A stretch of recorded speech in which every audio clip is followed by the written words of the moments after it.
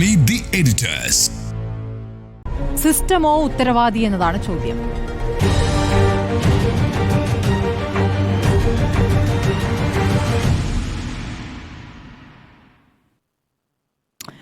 Jimmy James, ഇപ്പോൾ സിസ്റ്റത്തിൻ്റെ കുഴപ്പം കൊണ്ടാണ് എന്ന് മന്ത്രി പറയുന്നു, മെഡിക്കൽ കോളേജ് പ്രിൻസിപ്പൽ പറയുന്നു. സിസ്റ്റം എന്ന് പറയുമ്പോൾ അതിനൊരു മുഖമില്ലല്ലോ, എന്തുമാകാം. അങ്ങനെ പറയുന്നത് ഒരു പറഞ്ഞൊഴിയലാണോ എന്നൊരു ചോദ്യം കൂടിയുണ്ട്. അപ്പോൾ സിസ്റ്റമാണോ ഉത്തരവാദി? സിസ്റ്റം ഒരു രസകരമായ പേരാണ്, രസകരമായ ഒരു അനുഭവമാണ്, രസകരമായ ഒരു സംവിധാനമാണ്. സ്മൃതി പറഞ്ഞതുപോലെ മുഖമില്ല. ഒരു 15 വർഷം മുമ്പ് തിരുവനന്തപുരം നഗരത്തിൽ എനിക്ക് നേരിട്ട് അനുഭവം ഉണ്ടായ ഒരു കഥ പറഞ്ഞു തുടങ്ങുകയാണ്. ഒരു മരം, വലിയൊരു മരം ഒരു വീടിനടുത്തേക്ക് വീഴുന്നു. ജസ്റ്റ് രക്ഷപ്പെടുകയാണ്. പക്ഷേ തൊട്ടടുത്ത് ഒരു മരം കൂടിയുണ്ട്. അടുത്ത് ഇതുപോലൊരു ജൂൺ ജൂലൈ മാസമാണ്. അടുത്ത മരം വീഴാൻ സാധ്യതയുണ്ട്. പെട്ടെന്ന് നാട്ടുകാർ സംഘടിക്കുന്നു, MLA അറിയുന്നു, മരം വെട്ടുകാരൻ വരുന്നു. പക്ഷേ ഒരു പ്രശ്നമുണ്ട്. ഈ അടുത്ത മരം നിൽക്കുന്നത് സർക്കാർ ഭൂമിയിലാണ്, വെട്ടാൻ പറ്റില്ല. വെട്ടണമെങ്കിൽ കൊട്ടേഷൻ വിളിക്കണം. കളക്ടർ അന്നത്തെ MLA കളക്ടറെ വിളിക്കുകയാണ്. അടിയന്തരമായി ഇടപെട്ടേ പറ്റൂ. 1-2 പ്രാവശ്യം കളക്ടർ ഒഴിഞ്ഞു മാറി. MLA മുൻചുണ്ടിക്കാരനായതുകൊണ്ട് അദ്ദേഹത്തിൻ്റെ പേര് ഞാൻ പറയുന്നില്ല, കളക്ടറെ വിളിച്ചു വരുത്തുന്നു, കളക്ടർ എത്തുന്നു. പിന്നെ എന്താ സംഭവിച്ചെന്നറിയോ? പെട്ടെന്ന് തന്നെ കൊട്ടേഷൻ വേണം. ഏറ്റവും കുറഞ്ഞ കൊട്ടേഷനുള്ള ആൾക്ക് മാത്രമേ ഈ മരം മുറിക്കാൻ പറ്റുള്ളൂ. ഈ മരം ഇങ്ങനെ നിൽക്കുകയാണ്, അടുത്ത മഴയ്ക്ക് വീഴും. പെട്ടെന്ന് തന്നെ കളക്ടറുടെയും MLAയുടെയും സ്ഥാനത്തിൽ 2 കള്ള കൊട്ടേഷനുകൾ ഉണ്ടാവുകയാണ് കൂടിയ വിലയ്ക്ക്. എന്നിട്ട് നമ്മുടെ മരം വെട്ടുകാരനെ കൊണ്ട് അതിൽ താഴ്ന്ന വിലയ്ക്ക് ഒരു കൊട്ടേഷൻ കൂടെ എഴുതി വാങ്ങിക്കുന്നു. എന്നിട്ട് മരം വെട്ടുന്നു. ഈ കള്ളത്തരത്തിന് തിരുവനന്തപുരം ജില്ലാ കളക്ടറും തിരുവനന്തപുരത്തെ ഇപ്പോഴത്തെ ഒരു പ്രമുഖ മന്ത്രിയായ MLAയും, അന്ന് MLA ആണ്, സാക്ഷിയാണ്. ഇതാണ് സർക്കാർ സിസ്റ്റം. ഇങ്ങനെ സിസ്റ്റം വരും. എന്നിട്ട് ഈ മുറിച്ച മരം ഉണ്ടല്ലോ, പിന്നീട് 1 വർഷം കഴിഞ്ഞ് അവിടെ നിന്ന് എടുത്ത് മാറ്റാൻ അതിന് വേറെ സിസ്റ്റമുണ്ട്. ഇതേ സിസ്റ്റം നമ്മുടെ ആരോഗ്യ മേഖലയിൽ രോഗികളുടെ പുറത്തും പ്രയോഗിച്ചുകൊണ്ടിരിക്കുകയാണ് എന്നുള്ളതാണ് സത്യം. എങ്ങനെയാണോ ഒരു മരം മുറിക്കുന്നത്, എങ്ങനെയാണോ ഒരു ഓഫീസിൽ ഒരു അലമാര വാങ്ങുന്നത്, അതുപോലെ തന്നെയാണ് നമ്മുടെ മെഡിക്കൽ കോളേജുകളിലും മറ്റുള്ള സ്ഥലങ്ങളിലും സാധനങ്ങൾ വാങ്ങിക്കുന്നതിനുള്ള രീതി. ബജറ്റ് വർഷം തുടങ്ങുന്നത് ഏപ്രിലാണെന്ന് അറിയാമല്ലോ. ജനുവരി ആകുമ്പോഴേക്കും മെഡിക്കൽ കോളേജിലെ കാര്യം മാത്രം പറയാം. മെഡിക്കൽ കോളേജിലെ HOD-മാർ കണക്കെഴുതി കൊടുക്കണം, എന്തൊക്കെ വേണം, എന്തൊക്കെ സാധനങ്ങളാണ്. അത് അവസാനം ഒരു അരിപ്പ കഴിഞ്ഞ് പ്രിൻസിപ്പളിൻ്റെ കയ്യിൽ കഴിഞ്ഞിട്ട് അവസാനം മുകളിലേക്ക് പോകും. അവസാനം കുറച്ച് പണം അനുവദിക്കും, കുറച്ച് കാര്യങ്ങൾ വെട്ടിക്കളയും. അപ്പോൾ ഏപ്രിലിൽ വർഷം തുടങ്ങുകയാണ്. പക്ഷേ ഈ വർഷം തുടങ്ങിയാൽ അപ്പോൾ പണം കിട്ടണമെന്നില്ല. നിങ്ങൾ എന്ത് കാര്യത്തിനാണോ ആവശ്യപ്പെട്ടത് അതിൻ്റെ പണം അലോക്കേറ്റ് ചെയ്യാൻ ചിലപ്പോൾ March, April, May, June, July. ഇത് ഇടയ്ക്കിടയ്ക്ക് ഈ നമ്മുടെ ഇന്നത്തെ ഡോക്ടർ നടന്ന് ചെരുപ്പ് തേഞ്ഞു എന്ന് പറഞ്ഞല്ലോ, ഇടയ്ക്കിടയ്ക്ക് പ്രിൻസിപ്പളിൻ്റെ ഓഫീസിൽ പോയി ചോദിക്കണം, വന്നോ. അദ്ദേഹം അങ്ങനെ തന്നെ പോയിട്ടുണ്ടാകുമെന്ന് ഞാൻ വിചാരിക്കുന്നത്. മന്ത്രിയുടെ ഓഫീസിലല്ല, പ്രിൻസിപ്പളിൻ്റെ ഓഫീസിലാണ് പോകുന്നത്. അവസാനം ഡിസംബറിലായിരിക്കും ചിലപ്പോൾ ഇത് പൈസ വന്നിട്ടുണ്ടാവുക. അപ്പോഴേക്കും ചിലപ്പോൾ അന്ന് എഴുതി കൊടുത്ത തുകയേക്കാൾ കൂടിയ തുകയ്ക്കാണ് ഇയാൾ വാങ്ങിക്കാൻ ഉപയോഗിക്കുന്ന എക്യുപ്മെൻ്റ് എങ്കിൽ ഇത് വാങ്ങിക്കാൻ പറ്റില്ല. മരം വെട്ടിൻ്റെ കാര്യം പറഞ്ഞ പോലെയാണ്. ഇതാണ് സിസ്റ്റം. ഈ സിസ്റ്റത്തിന് മുന്നിൽ തളർന്നു പോയൊരു മനുഷ്യൻ്റെ സങ്കടമാണ് ഫേസ്ബുക്ക് പോസ്റ്റിലൂടെ നമ്മൾ കണ്ടത്. പെട്ടെന്ന് എല്ലാവരും ഞെട്ടുന്നു. ഇങ്ങനൊരു സംഭവം ഉണ്ടെന്ന് മന്ത്രി ആദ്യം ചോദിക്കുന്നു, പിന്നെ പറയുന്നു സിസ്റ്റത്തിന് കുഴപ്പമാണെന്ന് പറയുന്നു. ഈ സിസ്റ്റം എത്രയോ കാലമായി കേരളത്തിലുണ്ട്. ഒരു ഉദാഹരണം പറയാം, ഞാൻ ഉത്തരവാദിത്തോടെ പറയുന്നു. 2003-2004 ശേഷം തിരുവനന്തപുരം മെഡിക്കൽ കോളേജിലെ ഓർത്തോപീഡിക് വിഭാഗത്തിൽ ഈ പരിക്കുണ്ടാകുമ്പോൾ, എല്ല് പൊട്ടുമ്പോൾ കമ്പി ഇടുമല്ലോ, ഒരു കമ്പി പോലും വാങ്ങിച്ചിട്ടില്ല. പല തരത്തിൽ പല ഷേപ്പിലാണ് ഓരോ ഒടിവിനുള്ള കമ്പി. ഒരു കമ്പി പോലും തിരുവനന്തപുരം മെഡിക്കൽ കോളേജ് വാങ്ങിച്ചിട്ടില്ല. ഇത് മുഴുവൻ രോഗികളാണ് വാങ്ങിച്ചു കൊടുക്കുന്നത്. ഇനി കമ്പി മാത്രമല്ല, ഈ സർജറി സർജറി ചെയ്യുമ്പോൾ അതിന് കൂടെ വേണ്ട എക്യുപ്മെൻറ്റ്സ് ഉണ്ട്. ഈ സാധനങ്ങൾ ഇതേ കമ്പി വാങ്ങിക്കുന്ന സ്വകാര്യ സ്ഥാപനത്തിൽ നിങ്ങൾക്ക് വാടകയ്ക്ക് കിട്ടും. ഇത് ചില വലിയ കോംപ്ലിക്കേറ്റഡ് സർജറി ആണെങ്കിൽ അവർ തന്നെ സർജറി ഡിപ്പാർട്ട്മെൻറ്റിൽ കൊണ്ടു കൊടുക്കും. എന്നിട്ട് ഈ സർജറി നടത്തും. എന്നിട്ട് ഇത് തിരിച്ചു കൊടുക്കും, ക്ലീൻ ചെയ്തിട്ട് വീണ്ടും അവിടെ കടയിൽ വിൽക്കാൻ വെക്കും. ഇത് എല്ലാവരും അറിഞ്ഞുകൊണ്ട് കേരളത്തിൽ നടന്നുകൊണ്ടിരിക്കുന്ന ഒരു വലിയ തട്ടിപ്പാണ്.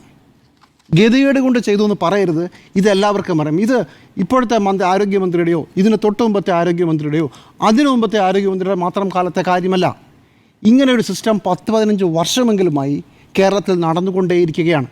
ഇത് ഓർത്തോ ഡിപ്പാർട്ട്മെൻറ്റിൽ മാത്രമല്ല. ഞാൻ ഇന്ന് കുറച്ച് ഡോക്ടർമാരെ വിളിക്കുകയായിരുന്നു. Orthopaedic, neurology, urology, cardiothoracic, plastic surgery, ഇവിടെയൊക്കെ അത്യാവശ്യം വേണ്ട ഉപകരണങ്ങൾ, അത്യാവശ്യം വേണ്ട സാധനങ്ങൾ പുറത്തുനിന്ന് രോഗി വാങ്ങിച്ചു കൊടുത്തിട്ട് തന്നെയാണ് നടക്കുന്നത്. കാരണം നിങ്ങൾക്ക് ബഡ്ജറ്റിൽ ഇതൊന്നും ഉൾക്കൊള്ളിക്കാൻ പറ്റില്ല. നിങ്ങൾക്ക് വേറെ ചില സംവിധാനങ്ങൾ, മെഡിക്കൽ സർവീസ് കോർപ്പറേഷൻ പോലെയുള്ള സാധനങ്ങളുണ്ട്, അതുണ്ടാവില്ല. ഇത് ഒരു ഡോക്ടർ പറയുമ്പോൾ മാത്രം ഞെട്ടുന്ന ആളുകളെ കണ്ടിട്ട് എനിക്ക് ലജ്ജയാണ് തോന്നുന്നത്. തിരുവനന്തപുരത്ത് മെഡിക്കൽ കോളേജിൽ ആശുപത്രിയിൽ പോയ ഏതൊരു രോഗിക്കും ഈ മെഡിക്കൽ ബീറ്റ് നോക്കുന്ന ഏതൊരു മാധ്യമ പ്രവർത്തകനും അറിയാവുന്ന കാര്യമാണ്. ആ തിരുവനന്തപുരം മാത്രമല്ല, കാസർഗോഡ് മുതൽ തിരുവനന്തപുരം വരെയുള്ള ഏത് മെഡിക്കൽ കോളേജിലും ഇത് തന്നെയാണ് സ്ഥിതി. അപ്പോൾ ഒരു ചോദ്യം ബാക്കിയുണ്ട്, എന്തുകൊണ്ട് ഈ ഡോക്ടർ മാത്രം ഇത് പറഞ്ഞു? ഇതിനു മുമ്പ് ഇവിടെ HOD-മാരില്ലായിരുന്നു? ഞാൻ നേരത്തെ വായിച്ച ഡിപ്പാർട്ട്മെൻറ്റുകളിലെങ്കിലും HOD-മാർ ഇപ്പോഴും അവിടെ ഉണ്ടല്ലോ. അവർക്കാർക്കും എന്തായി സങ്കടം വരാത്തത്? അതിന് പിന്നിൽ ഒരു കഥ കൂടിയുണ്ട് കേട്ടോ. ഈ പുറത്തുനിന്ന് സാധനങ്ങൾ വാങ്ങിക്കണമല്ലോ, അപ്പോൾ ഇന്ന സ്പെസിഫിക്കേഷനിലുള്ള ഇന്ന സാധനം വാങ്ങിക്കാൻ ചിലപ്പോൾ അതൊരു പ്രത്യേക കടയിലേക്ക് കിട്ടും. ആ കടയിൽ നിന്ന് സാധനം വാങ്ങിക്കുകയാണെങ്കിൽ ഡോക്ടർക്ക് കമ്മീഷൻ ഉണ്ടാവും. ഡോക്ടർമാർ കമ്മീഷൻ വാങ്ങിക്കുന്നത് അങ്ങനെയാണ്. ഇത് അവസാനം ആർക്കും നഷ്ടമില്ലാത്ത, രോഗി ഒഴിച്ച് ബാക്കി എല്ലാവരും പണം കിട്ടുന്ന ഒരു വലിയ വ്യവസായമായി കേരളത്തിൽ മാറി. അങ്ങനെയാണ് പുറത്തു നിന്ന് ശസ്ത്രക്രിയാ ഉപകരണങ്ങളടക്കം വാടകയ്ക്കും അല്ലാതെയുമുള്ള സാധനങ്ങൾ വാങ്ങിച്ചുകൊണ്ട് ഈ കാര്യങ്ങൾ നിർബാധം നടക്കുന്നത്. ഡോക്ടർക്ക് നഷ്ടമില്ല, ഡോക്ടർക്ക് പണം കിട്ടും, കമ്മീഷൻ കിട്ടും വേണമെന്നുണ്ടെങ്കിൽ. നമ്മുടെ ഈ ഡോക്ടർക്ക് അദ്ദേഹം പറഞ്ഞോളൂ, എനിക്ക് പണം വാങ്ങിക്കാൻ താല്പര്യമില്ല, അതുകൊണ്ടാണ് ഞാനത് പറഞ്ഞതെന്ന് പറഞ്ഞല്ലോ. ഇതാണ് അതിൻ്റെ ശരിക്കുള്ള കഥ. ഇനി സർക്കാരിന് നോക്കൂ, സർക്കാരിന് ബഡ്ജറ്റിന് വലിയ ബുദ്ധിമുട്ടുകളുണ്ട്. ഈ കുറേ സാധനങ്ങൾ ഇങ്ങനെ ഈ വഴിക്ക് പോവുകയാണെങ്കിൽ സർക്കാരിൻ്റെ ബഡ്ജറ്റ് പകുതി കൊടുത്താൽ മതി. നിങ്ങൾ ചുമ്മാ എടുത്തു നോക്കിയാൽ മതി, മെഡിക്കൽ കോളേജിൽ അലോട്ട് ചെയ്ത പണത്തിൻ്റെ എത്ര ശതമാനം ഓരോ വർഷവും ചെലവഴിച്ചിട്ടുണ്ട്. 60%, 70%. മന്ത്രി ശ്രീ തോമസ് ഐസക്കിൻ്റെ കാലത്ത് ഞാൻ ഓർക്കുന്നുണ്ട്, അദ്ദേഹം നിർബന്ധം വെച്ചു, അലോട്ട് ചെയ്ത പണം നിങ്ങൾ ചെലവഴിച്ചേ പറ്റൂ. അന്ന് നടന്നിട്ടുണ്ടെന്ന് ഞാൻ വിചാരിക്കുന്നത്, അതിനുശേഷം അത് നടന്നിട്ടില്ല. ഇത് എല്ലാവർക്കും സൗകര്യമുള്ള, സർക്കാരിന് ഗുണമാണ്, പണം കൊടുക്കണ്ട, ഡോക്ടർമാർക്ക് ഗുണമുണ്ടാകും. ഇനി ഇതിൻ്റെ പേരിൽ മെഡിക്കൽ കോളേജിൽ അടിയും ഉണ്ടായിട്ടുണ്ട്. അതായത് ഇപ്പോൾ എനിക്കൊരു രോഗിയെ കിട്ടിയാലല്ലേ എനിക്ക് ഈ തുണ്ട് എഴുതി കൊടുത്തിട്ട് അവിടുന്ന് സാധനം വാങ്ങിച്ച് ഇത് കൊണ്ടുവരാൻ പറ്റുള്ളൂ. അതിൻ്റെ പേരിൽ അടി ഉണ്ടാവാറുണ്ട്. ഈ HOD അദ്ദേഹത്തിന് അങ്ങനെ ഒരു താല്പര്യമില്ലാത്തത് കൊണ്ട് അദ്ദേഹം നടന്ന് അദ്ദേഹത്തിൻ്റെ ചെരുപ്പ് തേഞ്ഞു. അവസാനം ഒരു രക്ഷയില്ലാതായപ്പോൾ അദ്ദേഹം ഫേസ്ബുക്ക് പോസ്റ്റ് ഇടുന്നു. ഫേസ്ബുക്ക് പോസ്റ്റ് ഇട്ട് കഴിഞ്ഞപ്പോൾ എല്ലാവരും നിന്ന് ഞെട്ടുകയാണ്. അപ്പോൾ സത്യത്തിൽ സിസ്റ്റം എന്ന് പറഞ്ഞാൽ നിങ്ങൾ മന്ത്രിയുടെ പുറത്ത് മാത്രം കുതിര കയറിയാൽ പോരാ, ഇതൊരു വ്യവസായമാക്കി മാറ്റിയ കേരളത്തിലെ ഡോക്ടർമാരെ കൂടെ പിടിക്കണം. ഇത്രയും കാലം മിണ്ടാതിരുന്ന ഡോക്ടർമാർ, ഇത്രയും കാലം രോഗികളോട് തുണ്ട് കൊടുത്ത് പുറത്തു നിന്ന് ഇത്തരം സാധനങ്ങൾ വാങ്ങിച്ചു തന്നെ എഴുതി കൊടുത്ത ഡോക്ടർമാരോട് ഇത്രയും കാലം നിങ്ങൾ എന്തേ മിണ്ടാതിരുന്ന് പറയണം.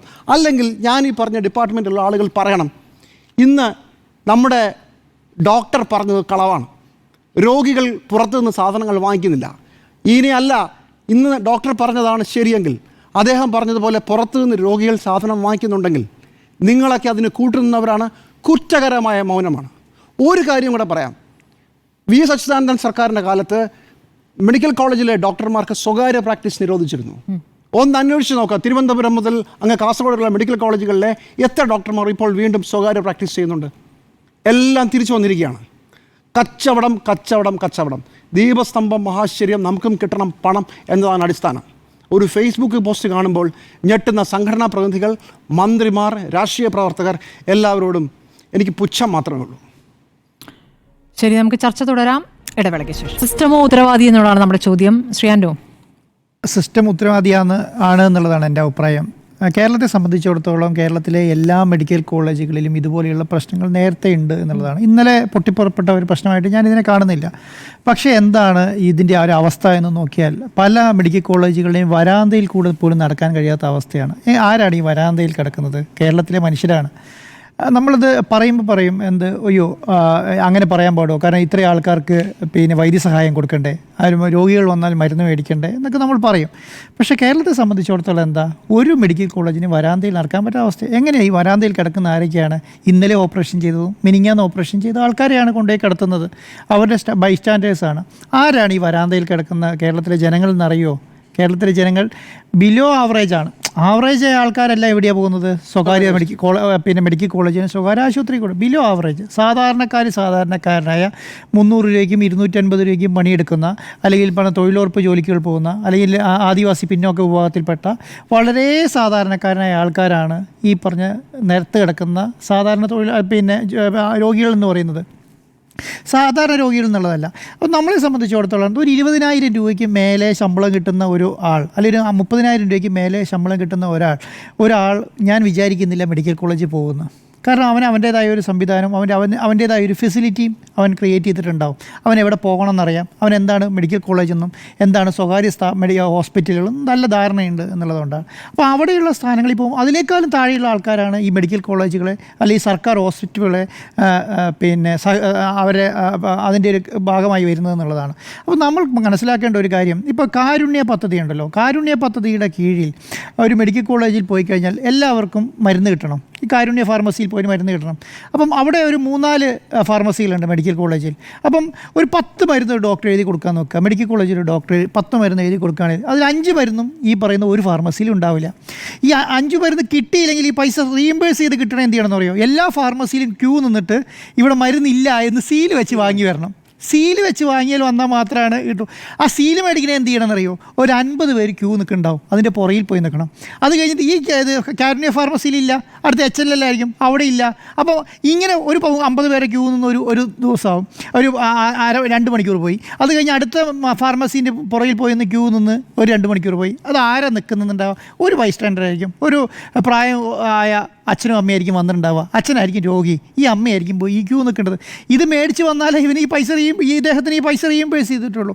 കേരളത്തിലെ നമ്മൾ പറയും മനുഷ്യജീവന് വില കൊടുക്കണം എന്നുള്ളതാണ് നമ്മൾ ഏറ്റവും പ്രധാനപ്പെട്ട കാര്യം. നമ്മൾ ഈ ഒരു വാർത്ത വന്നാൽ ഒരു മനുഷ്യജീവന് എന്തെങ്കിലും ബുദ്ധിമുട്ടാകുകയാണെങ്കിൽ നമ്മൾ ശിരൂരിലൊക്കെ അർജുന് വേണ്ടിയിട്ട് പോയി നിന്ന് എന്തിനു വേണ്ടിയിട്ടാണ് ഒരു ദിവസം 15-20 ദിവസം നമ്മൾ നിന്നു. എന്തിനു വേണ്ടിയിട്ടാണ്? ഒരു മനുഷ്യജീവന് വേണ്ടിയിട്ടാണ്, അല്ലേ?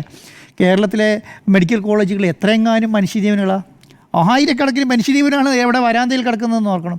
അപ്പം നമ്മളിത് പറയുന്നത് എന്തുകൊണ്ടാണ്? അപ്പോൾ ഇതിനൊരു സിസ്റ്റമാണ്. നേരത്തെ ജിമ്മി സാർ പറഞ്ഞതുപോലെ ഇത്ര പൈസ, ഇത്ര ഒരു എക്യുപ്മെൻറ്റ് വാങ്ങാൻ കഴിയുന്നില്ല, ആ എക്യുപ്മെൻറ്റ് വാങ്ങാനുള്ള അനുമതി ആര് കൊടുക്കും? ഇത് എവിടുന്ന് ഫണ്ട് വരും? ഒരു സ്വകാര്യ ഹോസ്പിറ്റലുണ്ട്. അപ്പോൾ എറണാകുളത്തെ എനിക്കറിയാവുന്ന ഒരു സ്വകാര്യ ഹോസ്പിറ്റലുണ്ട്. അതിൻ്റെ ഒരു വർഷത്തെ ടേൺ ഓവർ എന്ന് പറയുന്നത് 1200 കോടിയാണ്. ഒരു വർഷത്തെ ടേൺ ഓവർ, ഒരു വർഷത്തെയാണ്. എറണാകുളത്തെ പല പ്രധാനപ്പെട്ട ഹോസ്പിറ്റലുകൾ നോക്കുന്നത്, മെഡിക്കൽ കോളേജുകളല്ല കേട്ടോ, പ്രധാനപ്പെട്ട ഹോസ്പിറ്റലാണ് ഞാൻ പറയുന്നത്. അതെല്ലാം കൂടി എടുത്ത് നോക്കിയാൽ ഒരു 7000 കോടി 8000 കോടി വരും ടേൺ ഓവർ. മനസ്സിലായില്ലേ? ഈ 8000 കോടീനെ കോമ്പൻസേറ്റ് ചെയ്യുന്ന ഒരൊറ്റ കളമശ്ശേരിയിലെ മെഡിക്കൽ കോളേജ് വെച്ചിട്ടാണ് ഓർക്കണം.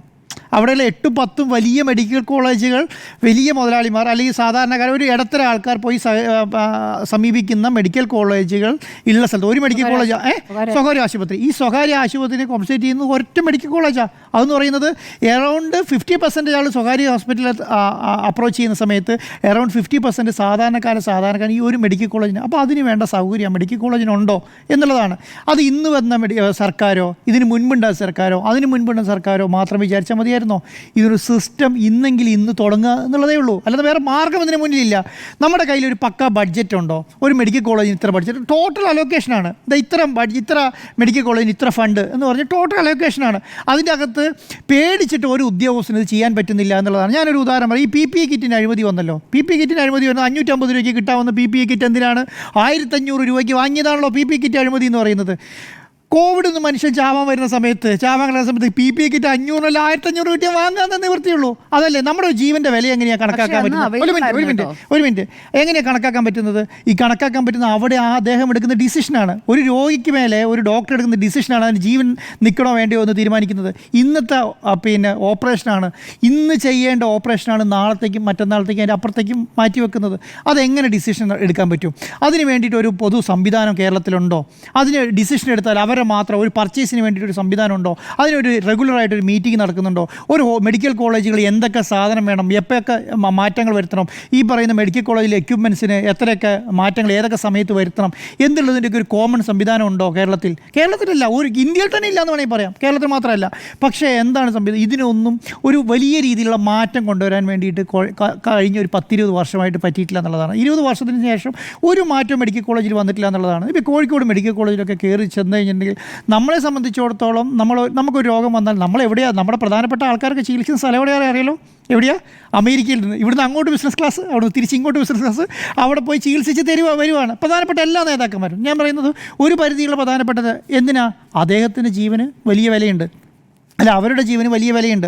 നമ്മുടെ പ്രധാനപ്പെട്ട മന്ത്രിമാർ, നമ്മുടെ പ്രധാനപ്പെട്ട MLA മാർ, നമ്മുടെ പ്രധാനപ്പെട്ട MP മാർ, നമ്മുടെ പ്രധാനപ്പെട്ട പഞ്ചായത്ത് പ്രസിഡന്റുമാർ, പ്രധാനപ്പെട്ട മെമ്പർമാർ എത്ര പേര് മെഡിക്കൽ കോളേജ് ആശ്രയിക്കുന്നുണ്ട്? ഇന്ന് അദ്ദേഹം MA ബേബിയും ബേബിയുടെ കാര്യം പറഞ്ഞു, പന്നിന്റെ കാര്യം പറഞ്ഞു. അല്ല, ഞാൻ പറയുന്നത് വിരലിൽ എണ്ണാവുന്ന അത്രയുണ്ടോ ഇവരില്ലേ?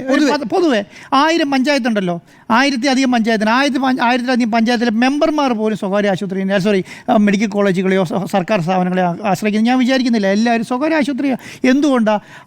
അവിടെ നിന്ന് ക്യൂ നിന്ന് ഇവർ പറയുന്ന സാധനം കിട്ടാതെ അലയാൻ കഴിയില്ല എന്നുള്ളത്. അപ്പോൾ കടം മേടിച്ചിട്ടാണെങ്കിലും സ്വകാര്യ ഹോസ്പിറ്റലുകളെ ആശ്രയിക്കും എന്നുള്ളതാണ്. നമ്മുടെ ഈ ചാരിറ്റി പ്രവർത്തനം നടത്തുന്ന പല ആൾക്കാരും നമ്മുടെ കേരളത്തിൽ ഇഷ്ടംപോലെ മെഡിക്കൽ കോളേജിലും സർക്കാർ സ്ഥാപനങ്ങളുണ്ടല്ലോ. ചാരിറ്റി പ്രവർത്തനം നടത്താൻ ആരെങ്കിലും ഒരാൾ ഒരു മെഡിക്കൽ കോളേജുമായിട്ട് സഹകരിക്കുന്ന കണ്ടിട്ടുണ്ടോ? എല്ലാവരും 10-30 ലക്ഷം പിരിവെടുത്തിട്ട് ഏതെങ്കിലും സ്വകാര്യ ഹോസ്പിറ്റൽ, കാരണം ജീവൻ തിരിച്ചു കിട്ടാൻ വേണ്ടിയിട്ട് സമീപിക്കേണ്ട സ്ഥലം എന്ന് പറയുന്നത് സ്വകാര്യ ഹോസ്പിറ്റൽ എന്നുള്ളതായി മാറി. കേരളത്തിലെ ഏറ്റവും വലിയ, ഞാൻ പറയുന്നത്, ഞാനിപ്പോൾ കണക്ക് നോക്കുകയാണ്, 40,000 തുടങ്ങി 50,000 കോടി രൂപ വരെയാണ് ഒരു വർഷത്തെ ഹോസ്പിറ്റലുകളുടെ ടേൺ ഓവർ കേരളത്തിൽ. 40,000 തുടങ്ങി 50,000 കോടി വരെ. കേരളത്തിലെ മൊത്തം ബഡ്ജറ്റ് എത്രയാണ് ജിമ്മി സാറേ? 1,78,000 കോടി ഇല്ലേ? 1,78,000 കോടി ടോട്ടൽ കേരളത്തിലെ മൊത്തം സർക്കാരിൻ്റെ ബഡ്ജറ്റ്. 50,000 കോടി കൈകാര്യം ചെയ്യുന്ന ഒരു മേഖലയാണ് ഈ പറയുന്ന സ്വകാര്യ മേഖല എന്ന് പറയുന്നത്. അപ്പോൾ ഞാൻ പറയുന്നത് അതിങ്ങനെ വികസിക്കും, അതിങ്ങനെയും വികസിക്കും. ഓരോ ദിവസം അനൗൺസ് ചെയ്തുകൊണ്ടിരിക്കുകയല്ലേ. ഓരോ പഞ്ചായത്തിലും ഓരോ മണ്ഡലങ്ങളിലും ഇങ്ങനെ ഹോസ്പിറ്റലിൽ അനൗൺസ് ചെയ്തുകൊണ്ടേയിരിക്കുകയാണ്. ഹോസ്പിറ്റലിൽ വരുന്നു, ഓരോ ഹോസ്പിറ്റലിൽ പോലും തിരക്കില്ലാത്തില്ലല്ലോ.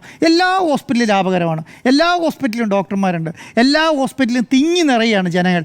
എന്തുകൊണ്ടാണ്? നമ്മുടെ ഈ പറയുന്ന കേരളത്തിൽ ഈ പറഞ്ഞ സ്വകാര്യ സംവിധാനങ്ങൾ വളരുന്നതുകൊണ്ടാണ്. അപ്പം നമ്മൾ പറയും, അയ്യോ കേരളത്തിലെ സ്വകാര്യ സ്ഥാപനം ഇങ്ങനെ വളരുന്നതിൽ എന്താ തെറ്റില്ല. പക്ഷേ എന്താണ് തെറ്റില്ലെങ്കിൽ സർക്കാർ ചെയ്യേണ്ട ഏക കാര്യം എന്താ? ഇവർക്കിത് നല്ല രീതിയിൽ നടത്തിക്കൊണ്ടുപോകാൻ പറ്റുന്നില്ല എന്ന് വെക്കുക. എല്ലാവർക്കും ഇൻഷുറൻസ് എടുത്ത് കൊടുത്താൽ മതി. സ്വകാര്യ അവർക്ക് എവിടെയെങ്കിലും പോയി ചെയ്യാൻ പറ്റും. 2,500 രൂപ 2,000 രൂപ കൊടുത്തിന് 5 ലക്ഷം വരെയുള്ള ഇൻഷുറൻസ് കിട്ടും കേരളത്തിൽ. 2,000 രൂപയേ ഉള്ളൂ ഒരാൾക്ക് ഒരു മാസം വേണ്ടി വരിക. അപ്പം ഇൻഷുറൻസ് എടുത്തോ കൊടുത്ത് ഇതിനേക്കാളും പകുതി പൈസ വരുള്ളൂ എനിക്ക് തോന്നുന്നത്, ഈ ഇൻവെസ്റ്റ് ചെയ്യുന്ന പൈസേൻ്റെ. പക്ഷേ എന്താണ്, നമ്മളതിനെ വികസിപ്പിക്കില്ല. നമ്മളതിന് കുറേ ന്യായീകരണങ്ങൾ പറയും. ഞാനിപ്പോൾ ഇന്നലെ ഇത് ആലോചിക്കുകയായിരുന്നു. അപ്പം ഈ ഇപ്പോൾ പറഞ്ഞ ഈ ഡോക്ടർ ഇഷ്യൂ ചെയ്തൊരു കാര്യം ഒരു മാധ്യമമാണ് പുറത്തേക്ക് കൊണ്ടിരുന്നതെന്ന് ആലോചിച്ച് നോക്കുക. ആ മാധ്യമം എന്ന് പറയുന്നത് കേരളത്തിലെ ഏറ്റവും വെറുക്കപ്പെട്ട മാധ്യമമായിരിക്കും. അത് ഏറ്റവും വ്യാജ വാർത്ത പ്രചരിപ്പിക്കുന്ന മാധ്യമമായിരിക്കും. അനുഭവം ഉണ്ടല്ലോ. റിപ്പോർട്ടർ TV തുടങ്ങുന്നത് എങ്ങനെയാണെന്നറിയോ? റിപ്പോർട്ടർ TV തുടങ്ങുന്ന ദിവസത്തെ വാർത്ത എന്ന് പറയുന്നത് ഒരു പദ്ധതി വെച്ചിട്ടാണ്, ആരോഗ്യ മേഖലയിൽ വാർത്ത വെച്ചിട്ടാണ്. ആ ഒരു മാസം കിടത്തി ഉറക്കിയിട്ടില്ല. ഫേസ്ബുക്കിൽ കൂടെയും യൂട്യൂബിൽ കൂടെയൊക്കെ തകർത്ത് വാരി. മനസ്സിലായോ? എന്തിനു വേണ്ടിയിട്ടാണ്? അത് നിങ്ങൾ പറയാൻ പാടില്ല. അങ്ങനൊരു സംഭവം ഇല്ല. ഇന്നത്തെ റിപ്പോർട്ട് എന്താ? ആദ്യത്തെ റിപ്പോർട്ട് അങ്ങനെ ഒരു പ്രശ്നം ഇല്ല എന്നുള്ളതാണ് അല്ലേ? അദ്ദേഹം പറഞ്ഞ് ഞാൻ കാണിച്ചു തരാമെന്ന് പറഞ്ഞാൽ മിണ്ടാട്ടില്ല. അപ്പോഴത്തേക്ക് അദ്ദേഹത്തിൻ്റെ കൂടെ കൂടി റിപ്പോർട്ട് തേടും. 1 വാക്കിൽ 2 വാക്കിൽ തീർന്നുള്ള. ഇത് പച്ചയായ സത്യമാണ്. കേരളത്തിലെ മെഡിക്കൽ കോളേജുകളിലും ആരോഗ്യ മേഖലയിലും നടക്കുന്നത് പച്ചയായ സത്യമാണ്. ഇത് ഇന്ന് തുടങ്ങിയതല്ല കേട്ടോ, എത്രയോ വർഷങ്ങളായിട്ടുണ്ട്. ഇതിപ്പോൾ ഇടതുപക്ഷ സർക്കാരിൻ്റെയോ പിണറായി വിജയൻ സർക്കാരിൻ്റെ മാത്രം പ്രശ്നമായിട്ട് കാണുക വേണ്ട. പക്ഷേ പിണറായി വിജയൻ സർക്കാരിന് ഒരു കാര്യം ചെയ്യാൻ പറ്റുമെന്നറിയോ? ഇവിടെ ഇത് അവസാനിപ്പിക്കാം. എന്നിട്ടൊരു വലിയ പ്ലാൻ, ഞാൻ പറയുന്നത്, നമ്മൾ നാഷണൽ ഹൈവേക്ക് പ്ലാൻ ഉണ്ടാക്കിയല്ലോ, കാസർഗോഡ് തുടങ്ങി തിരുവനന്തപുരം വരെ പ്ലാൻ ഉണ്ടാക്കിയല്ലോ. എങ്ങനെയാണ്? ഒരു സ്ഥലം ഏറ്റെടുത്ത് തുടങ്ങിയ പ്ലാനാണ്. ഇതുപോലെ തന്നെ കേരളത്തിലെ ആരോഗ്യ മേഖലയ്ക്ക് ഒരു വലിയ ബൃഹത്തായ പ്ലാനാണ് വേണ്ടത്. ഇതുണ്ടെങ്കിൽ മാത്രമേ ഈ പറയുന്ന സാധനങ്ങളെയൊക്കെ വൃത്തിയായി കൈകാര്യം ചെയ്യാൻ പറ്റുള്ളൂ. അല്ലെങ്കിൽ നിങ്ങൾ ഈ പറയുന്ന സ്വകാര്യ പ്രാക്ടീസ് ഉണ്ടാവും, സ്വകാര്യ പർച്ചേസ് ഉണ്ടാവും. ഈ പറഞ്ഞ കേരളത്തിൽ ഡോക്ടർമാരും കൈക്കൂലി മേടിക്കുന്നില്ല എന്നല്ല പറയുന്നത്. ഞാൻ പറയുന്നത് ഇദ്ദേഹത്തിൻ്റെ ആവശ്യത്തിനല്ല ഇതൊരു കൈക്കൂലിയായിട്ട് കാണണമെന്നാണ് ഞാൻ പറയുക. കാരണം ഇതേ ഡോക്ടർമാരുടെ ആവശ്യമായിരിക്കില്ല. പക്ഷേ ഇതിനൊക്കെ ശക്തമായി പ്രതികരിക്കണം. ഇവർ പ്രതികരിക്കാതെ ആര് പ്രതികരിക്കും? നിങ്ങളൊരു എനിക്ക് മരുന്ന് കുത്തി വെക്കണം, നീ സിറിഞ്ച് പോയി മേടിച്ചിട്ട് വരുന്ന അവസ്ഥയാണ് പറയുന്നത്. എനിക്ക് മരുന്നില്ല, മരുന്ന് നീ വേറെ മെഡിക്കൽ ഷോപ്പിൽ നിന്ന് മേടിച്ചിട്ട് വരിക, സിറിഞ്ച് മേടിച്ചിട്ട് ഞാൻ കുത്തി വെച്ച് തരാം എന്നാണ് ഈ പറയുന്നത്. മനസ്സിലായോ? സ്റ്റണ്ട്, നിങ്ങൾക്ക് കൈ പൊട്ടി എല്ല് വെട്ടുന്ന കമ്പി വേണം, കമ്പി ഇടണം, സ്റ്റണ്ട് ഇടണം, നിങ്ങൾ സ്റ്റണ്ട് മേടിച്ചിട്ട് വരും, ഞാൻ ഇട്ട് തരാം എന്നാണ് പറയുന്നത്. മനസ്സിലായോ? സ്ട്രെച്ചറിന് പകരം എന്താണ്? സ്ട്രെച്ചറിന് വീലില്ല, തള്ളിക്കൊണ്ട് പോകുന്ന വീലില്ല, അത് പല്ലക്കാണ്. ഇപ്പോൾ പല ഡോക്ടർമാരും ഏതെല്ലാം ഇവരും എടുത്തിട്ട് പല്ലക്ക് കൊണ്ടുപോകുന്നതല്ലേ രോഗികളെ കൊണ്ടുപോകുന്നത്. എന്തുകൊണ്ടാണ്? ഇത് നോക്കാൻ ആൾക്കാരില്ല, അത് ചെയ്യാൻ ആൾക്കാരില്ല എന്നുള്ളതാണ്. അപ്പോൾ ഈ ഒരു സർക്കാരിൻ്റെ പ്രശ്നമായിട്ട് ആരും കാണണ്ട. ഈ സർക്കാരിൻ്റെ പ്രശ്നമായിട്ട് ഇത് ഞാൻ പറയുന്നത്, ഇപ്പോൾ പ്രതിപക്ഷമൊക്കെ നാളെ ആവില്ലെങ്കിൽ മറ്റന്നാളൊക്കെ ഇങ്ങനെ ഇറങ്ങും. എന്തിനു വേണ്ടിയിട്ട്? സർക്കാരിൻ്റെ ഇത് കണ്ടില്ലേ, ഇതെല്ലാം കൂടി പൊളിഞ്ഞടങ്ങി കിടക്കുക. ഇതിപ്പോൾ ഇന്നും തുടങ്ങിയതല്ല ഇത്. പക്ഷേ എന്താണ്? പിണറായി വിജയൻ സർക്കാർ ഒരു കാര്യം ചെയ്യാം, ഇന്നിത് അവസാനിപ്പിക്കാം, നാളെ തുടങ്ങി ബർത്ത് പദ്ധതി നടപ്പിലാക്കി. ഇതൊരു വലിയ മാതൃകയാവും കേരളത്തിൽ. ഒരു ഡോക്ടർ, ഗുജറാത്തിലെ ഡോക്ടർ പറഞ്ഞ ഓർമ്മയുണ്ടല്ലോ, അതോടുകൂടി ആ ഡോക്ടറുടെ കഥ കഴിഞ്ഞു. പക്ഷേ കേരളത്തിൽ അങ്ങനത്തെ ഗതിയോടൊന്നും എന്തായാലും വരാൻ പോകുന്നില്ല. അപ്പം ആ ഒരു അവസ്ഥ ഉണ്ടാവാതെ അവർക്ക് പരാതി പറയുന്നത് ഒരു അഭിമാനമായി തോന്നണം കേരളത്തിലെ. മനസ്സിലായോ? ഉത്തർപ്രദേശിലെ ഡോക്ടർ അല്ലേ? ഉത്തർപ്രദേശിലെ. അപ്പം ഷഫീഖാൻ, കറക്റ്റ്. അപ്പം ഈ പറഞ്ഞ എന്താണ് ഇതൊരു അഭിമാനം, ഇത് തെറ്റ് ചൂണ്ടിക്കാട്ടുന്ന അഭിമാനമായി പറയാൻ പറ്റുന്ന ഡോക്ടർമാർ കേരളത്തിൽ ഉണ്ടാവണം എന്നുള്ളത്. അത് കേരളത്തിലെ ആരോഗ്യ മേഖലയ്ക്ക് ഗുണം ചെയ്യും എന്നുള്ളതാണ് എൻ്റെ അഭിപ്രായം. പക്ഷേ ഇതൊരു തുടക്കമായി മാറട്ടെ എന്നുള്ളതാണ് എൻ്റെ ഒരു അഭിപ്രായം. ശരി, എൻ്റെ അഭിപ്രായം സിസ്റ്റത്തിൻ്റെ പിഴവാണ്. പക്ഷേ ഇത് സിസ്റ്റത്തിൻ്റെ പിഴവാണ് എന്ന് പറയുന്നത് ഒരു തലയൂരിലാണ്. അത് എവിടെയെങ്കിലുമൊക്കെ ചെന്ന് നിൽക്കും. അത് നേരിട്ട് സർക്കാരിനെ ബാധിക്കുന്നില്ല എന്ന രൂപത്തിൽ. കാരണം ഇതിങ്ങനെയൊക്കെയാണ് ഈ സംവിധാനം പോകുന്നത്. അപ്പോൾ ഈ സംവിധാനത്തിൻ്റെ ഒരു കുഴപ്പം എന്ന രീതിയിൽ അതിനെ വ്യാഖ്യാനിക്കുകയാണ്. മുൻപുള്ള സർക്കാരുകൾക്ക് തിരുത്താമായിരുന്നല്ലോ, മുമ്പും ഇങ്ങനെ ആയിരുന്നല്ലോ എന്ന് പറഞ്ഞൊരു ന്യായമല്ല. നമ്മൾ ഓരോ കാലത്തും ഓരോ സർക്കാരിനെ തിരഞ്ഞെടുക്കുന്നത് ഒരു മാറ്റത്തിന് വേണ്ടിയിട്ടാണ്. ആ മാറ്റം നടപ്പാക്കുക എന്നുള്ളതാണല്ലോ. പഴയ കാര്യങ്ങൾ തുടരാണെങ്കിൽ പുതിയൊരു സംവിധാനം നമ്മൾ കൊണ്ടുവരേണ്ട കാര്യമില്ല. അപ്പോൾ സിസ്റ്റത്തിന് ആത്യന്തികമായി ഒരു ഉത്തരവാദി ഉണ്ടാവും. ആ ഉത്തരവാദി എന്നുള്ളത് ഭരണകൂടം തന്നെയാണ്. അപ്പോൾ ഇതിന് ആരോഗ്യ വകുപ്പ് തന്നെയാണ് ആ സിസ്റ്റം തിരുത്തേണ്ടത്. ആ സിസ്റ്റം തിരുത്തുക എന്നുള്ളത് എവിടെ നിന്ന് എന്തൊക്കെ തിരുത്തണം എന്നുള്ളത് ഡോക്ടർ പറയുന്നുണ്ട്. ഡോക്ടർ ഹാരിസ് ഇപ്പോൾ ഗതികെട്ടുകൊണ്ടാണ് ഈ കാര്യങ്ങൾ ഫേസ്ബുക്കിലൂടെ പറയാൻ ശ്രമിച്ചത്. അത് പറഞ്ഞ ഘട്ടത്തിൽ എങ്ങനെയാണ് ആദ്യം മന്ത്രി പ്രതികരിച്ചത്? ഇവിടെ നടന്ന ഓപ്പറേഷനുകളുടെ കണക്കൊക്കെ എടുത്ത് അതിനെ ഖണ്ഡിക്കാൻ ശ്രമിച്ചു.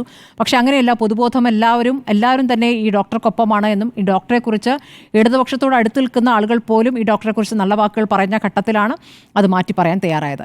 ഇത് മന്ത്രിയുടെ ഓഫീസ് വരെ എത്തിയ പരാതിയാണ്. 8 മാസം മുൻപ് തന്നെ ഡോക്ടർ ഹാരിസ് പറഞ്ഞ കാര്യമാണ്. അതിന്മേൽ നടപടി ഉണ്ടായിട്ടില്ല. ആദ്യം തന്നെ DMEയുടെ പ്രതികരണം വരുന്നു. ഇത് നാണക്കേടുണ്ടാക്കിയെന്ന് പറയുന്നു, വിശദീകരണം തേടുമെന്ന് പറയുന്നു. ഇന്നിപ്പോൾ മെഡിക്കൽ കോളേജ് പ്രിൻസിപ്പൽ പറയുകയാണ് ഇങ്ങനൊരു പർച്ചേസിൻ്റെ കാര്യത്തിൽ ഒരു അനുമതി തന്നോട് ആവശ്യപ്പെട്ടില്ല എന്ന്. പ്രിൻസിപ്പലിനോടല്ല ആവശ്യപ്പെടുന്നത്, സൂപ്രണ്ടിനോട് ആവശ്യപ്പെട്ടു എന്നുള്ള കാര്യം അദ്ദേഹം വളരെ വ്യക്തമായി പറയുന്നുണ്ട്. തനിക്കറിയാത്ത കാര്യത്തെക്കുറിച്ച് അങ്ങനെയൊന്നും ഇല്ല എന്നല്ലല്ലോ പറയേണ്ടത്. മാത്രമല്ല 4 രോഗികളുടെ ഓപ്പറേഷനിൽ ഒരാളുടെ കാര്യം മാത്രമേ നടന്നിട്ടുള്ളൂ എന്ന് ഡോക്ടർ പറയുകയാണ്. അങ്ങനെയല്ല, ഒരാളുടെ നടക്കാത്തതുള്ളൂ, ബാക്കി 3 പേരുടെ നടന്നു എന്ന് DME പറയുകയാണ്. പക്ഷെ അങ്ങനെയല്ല എന്ന് പറയുമ്പോൾ ഡോക്ടർ ഹാരിസ് പറയുകയാണ് അവിടെ കിടക്കുന്നുണ്ട് രോഗികൾ, അതായത് ഓപ്പറേഷൻ നടക്കേണ്ട രോഗികൾ അവിടെ ആശുപത്രിയിൽ ഇപ്പോൾ അഡ്മിറ്റാണ്. ഈ സംവിധാനം വരുന്നതിന് വേണ്ടി വെയിറ്റ് ചെയ്യാണ്. ഇപ്പോൾ ആരോഗ്യമന്ത്രിക്ക് ഈ പറയുന്ന റിപ്പോർട്ട് തേടുന്ന സമയം കൊണ്ട് അവിടെ ഒരു പരിശോധന നടത്തി ഇങ്ങനെ രോഗികൾ അവിടെ കിടക്കുന്നുണ്ടോ എന്ന് അറിയാമല്ലോ. ഹാരിസിനെ വിശ്വാസത്തിലെടുക്കുന്നുണ്ടെങ്കിൽ അതിൽ നേരിട്ട് പോയൊരു പരിശോധന നടത്താമല്ലോ. അപ്പോൾ റിപ്പോർട്ട് തേടുകയാണ്. അതൊരു സമയം തേടലാണ്. കുറച്ച് കഴിയുമ്പോൾ അതങ്ങ് മറന്നുപോകും. ആ ചർച്ച അവിടെ അവസാനിക്കുമെന്നുള്ളതാണ്. ഇതിപ്പോൾ ഈ ഒരു റിപ്പോർട്ട് വേറെയും തേടിക്കൊണ്ട് DMEയുടെ ഒരു വിശദീകരണം തേടിക്കൊണ്ട് ഡോക്ടർ ഹാരിസിനെതിരെ നടപടിയിലേക്ക് പോകുന്ന ഒരു രൂപത്തിലേക്ക് വേണമെങ്കിൽ പോകാം. പക്ഷേ ഇപ്പോൾ പൊതുബോധം അതിനെതിരായതുകൊണ്ട് ഒരു പക്ഷേ തൽക്കാലം മാറ്റിവെക്കും. പിന്നെ കുറച്ച് കഴിയുമ്പോൾ എന്തെങ്കിലും അദ്ദേഹത്തിന് ട്രാൻസ്ഫർ എന്തെങ്കിലും വരും. അദ്ദേഹം ഇതെല്ലാം മുൻകൂട്ടി കാണുന്നതുകൊണ്ടാണ്. എവിടെ ഇട്ടാലും പണിയെടുക്കുമെന്നുള്ളതുകൊണ്ടാണ്. 360 ദിവസം പണിയെടുക്കുന്ന ഒരാളായതുകൊണ്ടാണ്. കൈക്കൂലി വാങ്ങാത്ത ഒരാളായതുകൊണ്ടാണ് അദ്ദേഹത്തിന് ഭയമില്ലാത്തത്. അതുകൊണ്ടാണ് അദ്ദേഹം ഈ സിസ്റ്റത്തിലേക്ക് കുഴപ്പങ്ങൾ പറയുന്നത്. ഇപ്പോൾ അദ്ദേഹത്തിൻ്റെ സംഘടനയും അദ്ദേഹത്തിനൊപ്പം വന്നിട്ടുണ്ടല്ലോ. സംഘടനയും പറയുന്നതാണ് ഇത് ഒരു ഏതെങ്കിലും ഒരു വകുപ്പിൻ്റെ പ്രശ്നമല്ല, കാലങ്ങളായി അനുഭവിക്കുന്ന വിഷയമാണ്. ഈ പറയുന്ന പുറത്തേക്ക് കൊടുക്കുന്നതും സ്കാനിങ്ങിന് കൊടുക്കുന്നതൊക്കെ ആയിട്ടുള്ള ഡോക്ടർമാരുണ്ട്. ഈ ഡോക്ടർ പറയുന്നു രോഗികളിൽ നിന്ന് തന്നെ 4000-5000 പിരിച്ചുകൊണ്ടാണ് പല ഓപ്പറേഷനുകൾ നടത്തുന്നത്. തൻ്റെ വകുപ്പിലല്ലാത്ത മറ്റു ചില ഡോക്ടർമാർ പറയുന്നുണ്ട് ഓപ്പറേഷൻ ഈ തരത്തിൽ സംവിധാനമില്ലാത്തതുകൊണ്ടാണ്. അപ്പോൾ പറയും ഇപ്പോൾ ഡേറ്റ് ഇല്ല, നിങ്ങൾ പിന്നെ വരൂ എന്ന് പറഞ്ഞു വിടുന്നു. പക്ഷേ ഈ ഡോക്ടർ അങ്ങനെ ചെയ്യുന്നില്ല. അതിലാണ് അവിടെയുള്ള വ്യത്യാസം. അപ്പോൾ അദ്ദേഹം അവിടെ നടക്കുന്ന ഒരു അനാസ്ഥ പുറത്തേക്ക് കാണിക്കും. ഇതൊന്നും മാത്രമല്ല, നമുക്ക് എത്ര ദിവസങ്ങളിൽ മെഡിക്കൽ കോളേജുകളുമായി ബന്ധപ്പെട്ട് ഇന്ന് തന്നെ എത്ര വാർത്തകൾ വന്നു. കോഴിക്കോട് മെഡിക്കൽ കോളേജിൽ മരുന്നില്ല, മരുന്ന് ക്ഷാമം എന്നുള്ള വിഷയമുണ്ട്. വേറെ ചില മെഡിക്കൽ കോളേജുകളിൽ അനാസ്ഥ കൊണ്ട് സംഭവിച്ച കാര്യങ്ങളുണ്ട്. ഇപ്പോൾ ഈ ഡോക്ടർമാർ തന്നെ പറയുന്നു അവർക്ക് വേണ്ടത്ര സ്റ്റാഫില്ല, വേണ്ടത്ര മെഷീനറി ഇല്ല. ഇതൊക്കെ തന്നെ മെഡിക്കൽ കോളേജുകളുടെ പ്രശ്നമാണ്. ഈ ഉപകരണം സപ്ലൈ ചെയ്യുന്ന കമ്പനിക്ക് പൈസ കൊടുക്കുന്നില്ല. ഉപകരണങ്ങൾ വന്നിട്ട് അതിൻ്റെ വാറണ്ടി പീരീഡ് കഴിഞ്ഞിട്ട് അത് ഉപയോഗിക്കാതെ അവിടെ ഇട്ടിട്ട് അത് അങ്ങനെ പോയ ലക്ഷങ്ങളുണ്ട്. അതിൻ്റെ കണക്കാണ് ഇന്ന് PK നവാസ് നമുക്ക് നൽകിയത്. അത് കോഴിക്കോട് മെഡിക്കൽ കോളേജിലെ സംഭവമാണ്. അപ്പോൾ അതിൽ ലക്ഷങ്ങൾ ചെലവിട്ട് മേടിച്ചിരിക്കുന്ന മെഷീനറി അവിടെ കിടക്കുന്നു എന്നുള്ള വിഷയം അവിടെ നിൽക്കുന്നു. ഇങ്ങനെ അനാസ്ഥ പല രൂപത്തിലാണ്. സാധാരണക്കാരായ പാവപ്പെട്ട രോഗികളാണ് ബുദ്ധിമുട്ട്. നമുക്ക് ഈ പറയുമ്പോൾ ഈ ആരോഗ്യരംഗം നമ്പർ 1 ഇത് എന്തുകൊണ്ടാണ് ഇത് ഇടത് സർക്കാരിനെ കുറ്റപ്പെടുന്നതെന്ന് വെച്ചാൽ എല്ലാ ഘട്ടത്തിലും പറഞ്ഞുകൊണ്ടിരിക്കുന്നത് ഈ മേനി പറച്ചിലാണ്. നമ്മൾ നമ്പർ 1 ആണല്ലോ മറ്റ് സംസ്ഥാനങ്ങളെ വെച്ച് നോക്കുമ്പോൾ. ശരിയാണ്, ആരോഗ്യരംഗത്ത് മറ്റ് സംസ്ഥാനങ്ങളെ വെച്ച് കമ്പയർ ചെയ്യുമ്പോൾ നമ്മൾ മുന്നിൽ തന്നെയാണ്. പക്ഷേ ആ മുന്നിൽ തന്നെയാണെമ്പോൾ ഒരു വൈരുദ്ധ്യമുണ്ട്. കാരണം നേരത്തെ ശ്രീ ആൻഡ്രു ചൂണ്ടിക്കാണിച്ച പോലെ എവിടെയാണ് കൂടുതൽ സാധാരണ ജനങ്ങൾ ചെലവിടുന്നത്? സ്വകാര്യ ആശുപത്രികളിലാണ്. അവനവൻ്റെ കയ്യിൽ നിന്ന് കാശെടുത്ത് ഏറ്റവും കൂടുതൽ ചെലവിടുന്ന സംസ്ഥാനം സ്വകാര്യ ആശുപത്രികളിൽ ചെലവിടുന്ന സംസ്ഥാനം കേരളമാണ്. അതാണ് അതിൻ്റെ വൈരുദ്ധ്യം. ആരോഗ്യ മേഖലയിലെ മേനി സംസ്ഥാന സർക്കാർ പറയുമ്പോൾ സ്വകാര്യ മേഖലയിലാണ് ഈ പണം കൂടുതൽ ചെലവിടുന്നതെന്നൊരു വിഷയം നിൽക്കുന്നു. ഇപ്പോൾ MA ബേബിയെ പോലെ പന്ന്യൻ രവീന്ദ്രനെ പോലുള്ള നേതാക്കളൊക്കെ മെഡിക്കൽ കോളേജിൽ ചികിത്സ നേടുന്നുണ്ടല്ലോ എന്ന് പറയുന്നത് ശരിയാണ്. ഏറ്റവും നല്ല മികച്ച ഡോക്ടർമാർ മെഡിക്കൽ കോളേജിലാണുള്ളത്, അതിലൊരു തർക്കവുമില്ല. പക്ഷേ ഈ പറയുന്ന MA ബേബിക്കോ പന്ന്യൻ രവീന്ദ്രൻ്റെ ഒരു ഓപ്പറേഷൻ വേണ്ടി വരികയാണെങ്കിൽ ഒരു മെഷീൻ്റെ ഒരു ഉപകരണത്തിൻ്റെ കുറവുണ്ടെങ്കിൽ വളരെ വേഗം അത് പരിഹരിക്കപ്പെടുമല്ലോ. അപ്പോൾ അവിടെ സിസ്റ്റം ഇല്ലേ? അപ്പോൾ സിസ്റ്റത്തിൻ്റെ ഈ മെല്ലെപ്പോക്കോ മുടന്തിപ്പോക്കോ ഒന്നുമില്ലേ? ആ പ്രശ്നം വരില്ലല്ലോ. ഇന്നിപ്പോൾ ഈ കഴിഞ്ഞ ദിവസം ഡോക്ടർ ഈ കാര്യം ഫേസ്ബുക്കിലൂടെ ഇടുന്നു. അദ്ദേഹത്തിന് നിരന്തരമായ കോൾസ് വരുന്നു, സർക്കാരിൻ്റെ ഭാഗത്ത് നിന്ന് കോൾസ് വരുന്നു, ഈ പറയുന്ന ആരോഗ്യമന്ത്രിയുടെ ഓഫീസിൽ നിന്ന് കോൾസ് വരുന്നു. അദ്ദേഹം കോൾ എടുക്കാതിരുന്നപ്പോൾ ഉടനെ പോലീസ് പോയല്ലോ. അപ്പോൾ അവിടെ സിസ്റ്റം ഇല്ലേ? അപ്പോൾ ആ സിസ്റ്റം എത്ര വേഗത്തിലാണ് പ്രവർത്തിച്ചത്? ആ ഡോക്ടറോട് വിസ്തീർണം തേടാൻ പോലീസിനെ കൊണ്ട് അന്വേഷിപ്പിക്കാൻ ആ സിസ്റ്റത്തിന് പ്രവർത്തിക്കാൻ പറ്റിയല്ലോ. അപ്പോൾ സിസ്റ്റം എന്നൊക്കെ പറയുന്നത് ഒരു ഒഴുകഴിവാണ്. സിസ്റ്റം എന്നുള്ളതല്ല, ആ സിസ്റ്റം എങ്ങനെ നന്നാക്കുന്നു എന്നുള്ളതാണ് ഓരോ വകുപ്പിൻ്റെയും ചുമതല, ഓരോ മന്ത്രിമാരുടെയും ചുമതല. നമ്മുടെ ആരോഗ്യ മേഖലയുമായി ബന്ധപ്പെട്ട് ഈ തരത്തിൽ അനാസ്ഥയുടെ ഓരോ ചിത്രങ്ങൾ ഓരോ മെഡിക്കൽ കോളേജുകളിൽ നിന്ന് വരുന്നുണ്ട്, ജില്ലാ ആശുപത്രികളിൽ നിന്ന് വരുന്നുണ്ട്. ഇതെല്ലാം ഡോക്ടർമാരുടെ പിഴവല്ല. ഇപ്പോൾ ഈ ആരോഗ്യരംഗത്തിലെ മെച്ചം വലിയ നേട്ടത്തെ കുറിച്ച് പറയുമ്പോഴും ഈ പറയുന്ന ഓവർ ടൈം ഡ്യൂട്ടി ചെയ്യുന്ന ഡോക്ടർമാരുടെ നേട്ടമാണെന്നേ, ഈ കഷ്ടപ്പെടുന്ന ഡോക്ടർമാരുടെ നേട്ടമാണ്. അതിൽ അവരെ പഴിച്ചുകൊണ്ട് എങ്ങനെയാണ് ഞങ്ങൾ വളരെ മുന്നോട്ട് പോയി എന്ന് പറയാം? അവരും കൂടി ചേർന്നതാണല്ലോ. അവർക്ക് വേണ്ട രീതിയിൽ ശമ്പളം റിവേഴ്സ് ചെയ്ത് കൊടുത്തിട്ടില്ല. ഇപ്പോൾ ഇനി അടുത്ത ഘട്ടമാവേണ്ട സമയം ഇപ്പോഴും കൊടുത്തിട്ടില്ല എന്ന് പറയുന്നു. ഇങ്ങനെ പറഞ്ഞു വരുമ്പോൾ അവർക്ക് എണ്ണിയാൽ തീരാത്ത പ്രശ്നങ്ങൾ പറയാനുണ്ട്. അപ്പോൾ സിസ്റ്റത്തിൻ്റെ പിഴവാണെന്ന് വെച്ചാൽ സിസ്റ്റത്തിൻ്റെ പിഴവാണ്. സിസ്റ്റത്തിന് ഉത്തരവാദി ഉണ്ടെന്നുള്ളതാണ്. ആ സിസ്റ്റത്തിൻ്റെ ഉത്തരവാദി എന്നുള്ള സർക്കാരാണ്, വകുപ്പാണ്. ആ ഉത്തരവാദിത്വം നിറവേറ്റുന്നില്ല എന്നുള്ളതാണ്.